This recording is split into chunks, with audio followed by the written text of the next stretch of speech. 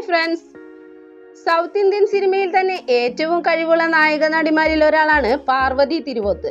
പാർവതിയുടെ ഈ അടുത്തിറങ്ങിയ ഉള്ളൊഴുക്കിലെയും തങ്കലാനിലെയും വേഷങ്ങൾ ജനങ്ങൾ രണ്ട് കൈനീട്ടി സ്വീകരിച്ചിരിക്കുകയാണ്. എന്നാൽ ഇപ്പോൾ സോഷ്യൽ മീഡിയയിൽ ചർച്ചയാകുന്നത് നടി പണ്ട് പറഞ്ഞ ഒരു പരാമർശത്തെ പറ്റിയാണ്.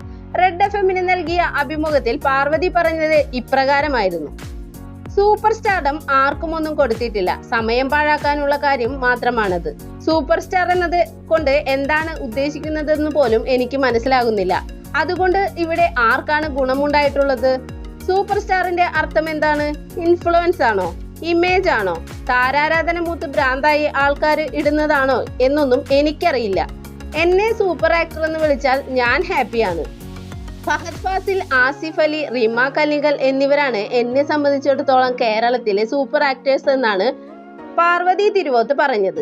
അന്ന് ലാലേട്ടന്റെയും മമ്മൂട്ടിയുടെയും പേര് പറയാത്തതിൽ ഒരുപാട് വിമർശനങ്ങൾ വന്നിരുന്നു.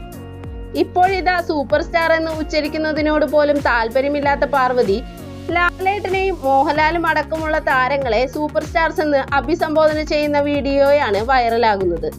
പാർവതി കൂടി ഭാഗമായിട്ടുള്ള മനോരഥങ്ങളുടെ പ്രമോഷനുമായി ബന്ധപ്പെട്ട് C5 വേണ്ടി ചെയ്ത പാർവതിയുടെ വീഡിയോയിലാണ് ഇപ്രകാരം പറയുന്നത്. ഇന്ന് അതേ നാവ് കൊണ്ട് മാറ്റി പറയുന്നു: പണത്തിന് മീതെ പരുന്തും പറക്കില്ല, അതുകൊണ്ട് നിലപാടൊക്കെ ഒരു സൈഡിലേക്ക് വെക്കും എന്നിങ്ങനെയെല്ലാമാണ് സോഷ്യൽ മീഡിയയിലെ കമന്റുകൾ. ഈ വാർത്തയെ പറ്റിയുള്ള നിങ്ങളുടെ അഭിപ്രായം കമന്റിൽ രേഖപ്പെടുത്തുക. കൂടുതൽ സിനിമാ വാർത്തകൾ അറിയാൻ ഈ ചാനൽ സബ്സ്ക്രൈബ് ചെയ്യുക. നന്ദി, നമസ്കാരം.